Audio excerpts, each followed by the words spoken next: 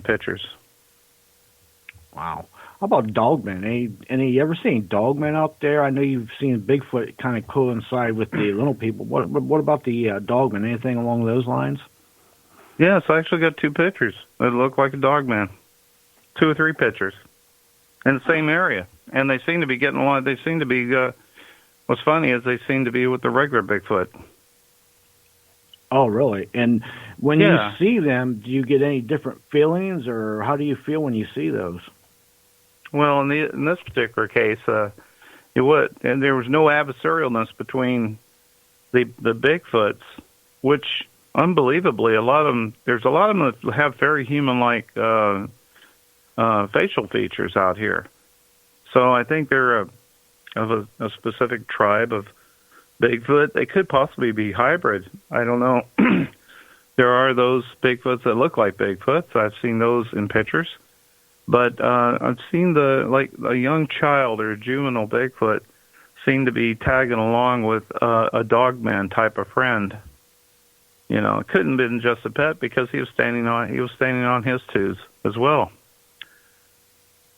I mean, Wow. I'll send you sometimes, James, a picture of the one where the dogman is just standing there next to the kid. I mean, it's just amazing. You could probably make it out.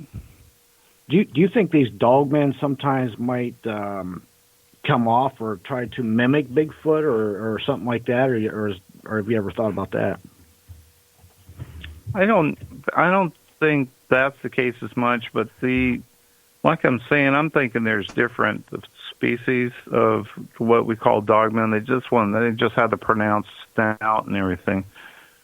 But I know that in Kentucky, for instance, there's a lot of reports of the dogmen down there, and you might be more familiar with that, James, because this is there's a lot of reports of dogmen down in Kentucky, just down south of the border of Cincinnati and Louisville. So, and it's a completely different kind of being. And I know one person that's researching it quite a bit, but he seems to be pretty fearful of what he's been encountering. And, other than that, doesn't want to pursue it too much. So, yeah. Go ahead. Do they show aggression towards the person that doesn't want to pursue it? I'm not really sure if it was interpreted as aggression and scared the living, that the guy got in his truck, took off. Okay, and I'm trying to remember the specific details about that incident or several incidents, but it wasn't the warm and fuzzy that I would normally associate with what's going on here in the Pacific Northwest, especially in my little neck of the woods. Okay.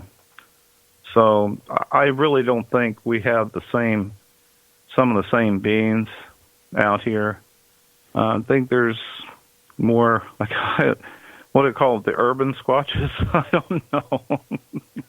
The more civilized or urbanized ones that don't mind to be that close to humans or in our little neck of the woods in Greenwater,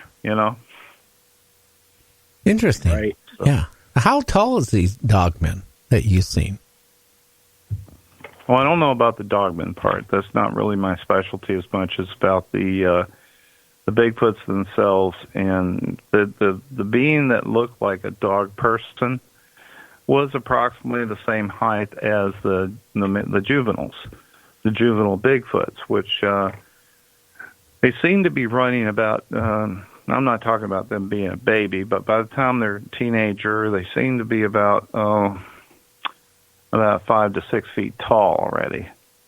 I'm talking about the Sasquatch or the Bigfoots. And females are going to be a little bit shorter to about 7 feet. But the males, they grow up to 10 to 11 feet. I think that's probably the limit on that. Because I know their foot size can go up to about 18 to 19 inches long. So the only few times that I saw a dog-type person was with the juvenile, and I'm not assuming that they were a pet, although I'm not putting aside that the fact that maybe they have their own pets as well. I honestly believe they do. and I might have been seeing the pet being that was with them. It could have been a cryptid as well, but not really sure what exactly it is.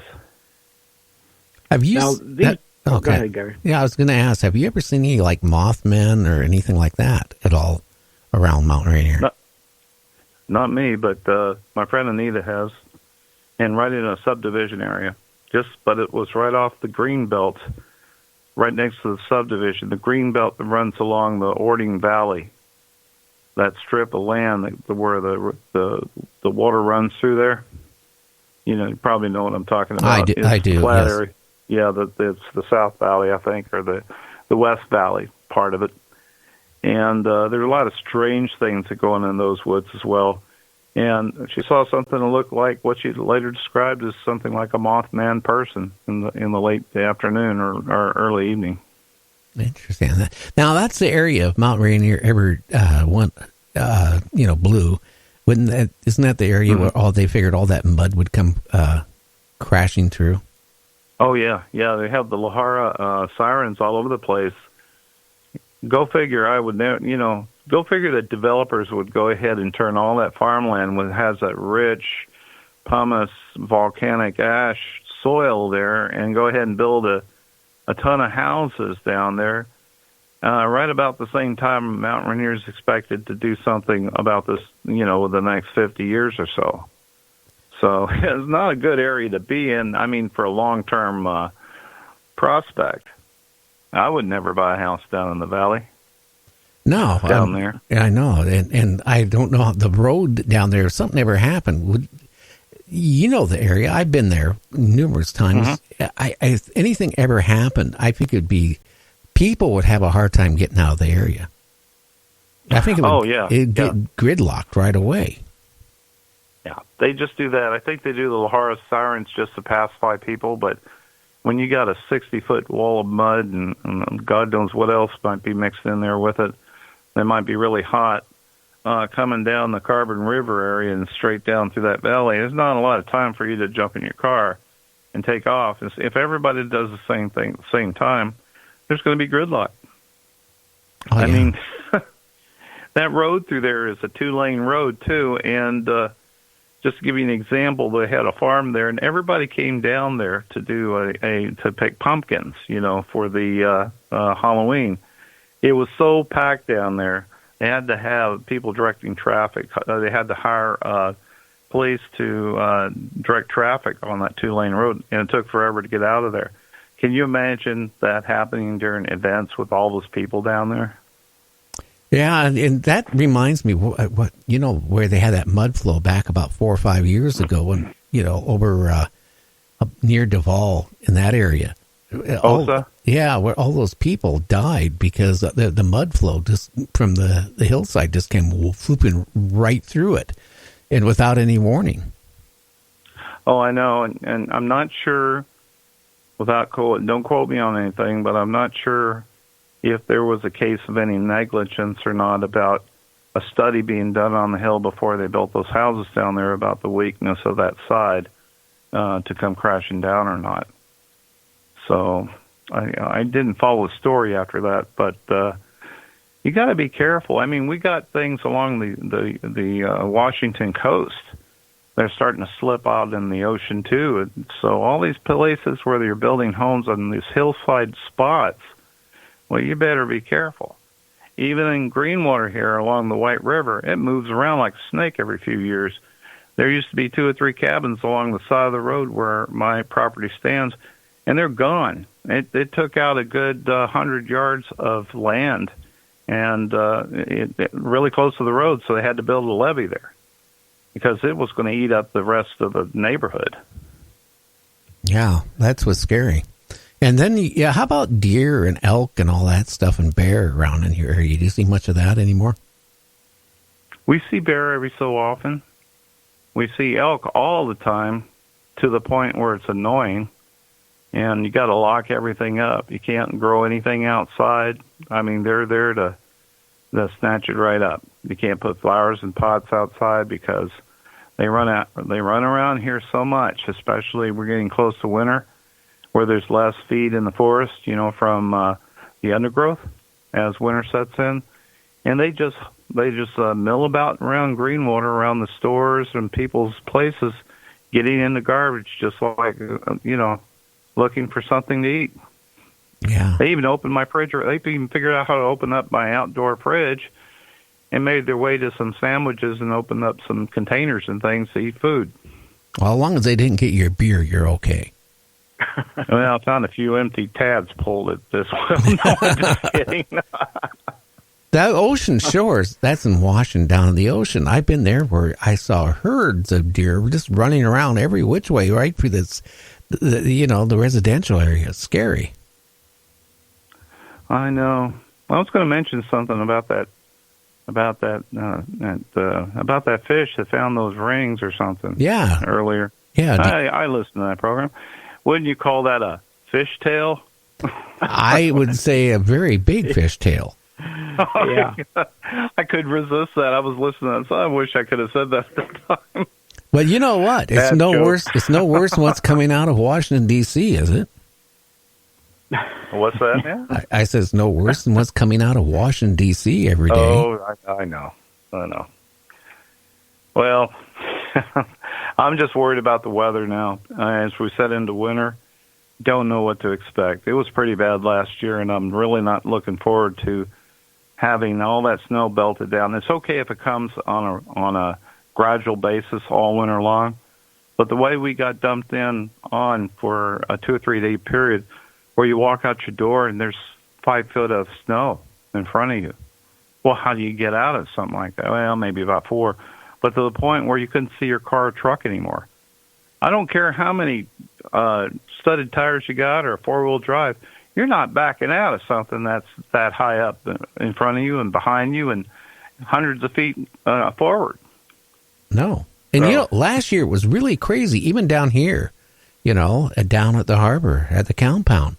I've been here 20 years, okay, and I've maybe seen 1.5 inches snow last for a day, and it was gone the next day. Last year, we had snow that hung around for almost 2 weeks. It was so bad I couldn't even get one of the cars out for 2 weeks. That's how bad it was snowed in. No, you got to have all-wheel drive. I guess that's the thing anymore. You got to have all-wheel drive anymore. Yeah, well, it just tells me something has gone. 20 years without hardly any snow where I live. No, the weather's changing. And then get climate's changing. 4 or 5 feet of snow all of a sudden dumped within a week. It was crazy. Yeah, I know. It was 76 degrees here today. Yeah, well, you're going to pay for it, James. You know that, because you know what? Oh, he's got that 95-degree weather going on over there in Ohio. Is it still like that, James? Over in 76 Ohio? today in Ohio. Yeah, huh? It's nice. Beautiful. Oh, yeah. I don't want to hear anymore. He's going to pay for it. You know why. Yeah, Look what happened to us, okay? We had a very good spring. We had a great summer, and then winter came, and we got a cold winter last year, and then we had that snowstorm that hit, and I got a funny feeling we're in for the repeat this year, only worse. And he's probably going to be in the 60s all winter. You know that. That's what, that was crazy. A year before that, it was like spring almost all through winter up here. Well, we had snow here a week ago. We already had snow up here. Oh, my goodness. Wow. I wouldn't know how to act. Now, have you seen any Bigfoot or these little people ever in the snow? You got like 30 seconds to answer because we got to go to break. Well, if I'm looking for footprints, I actually took a picture of one that looked like he was actually wearing the clothing to keep him warm, and about a picture from a year ago. I call that one the Little Warrior, but he was standing in the snow just kind of doing his thing with a stick. Interesting. How about Bigfoot? Do you ever see any They're Bigfoot? Out there sometimes. Do you ever see the footprints in the snow? Yes, I did, behind the tavern. One big footprint. Couldn't ever figure out how something got to it. Because I walked toward it, there were no other footprints for at least 30, 40, 50 feet in the clear snow. There's one heavy imprinted footprint that was much bigger than my foot. I actually have a picture of that with my foot comparison next to it. Interesting. Well, we're going to go on break, and then after the break, we got Paul Roberts on talking about cryptids. So just stay tuned. We'll be back in about 4 minutes. You're listening to Night Dreams Talk Radio After Dark.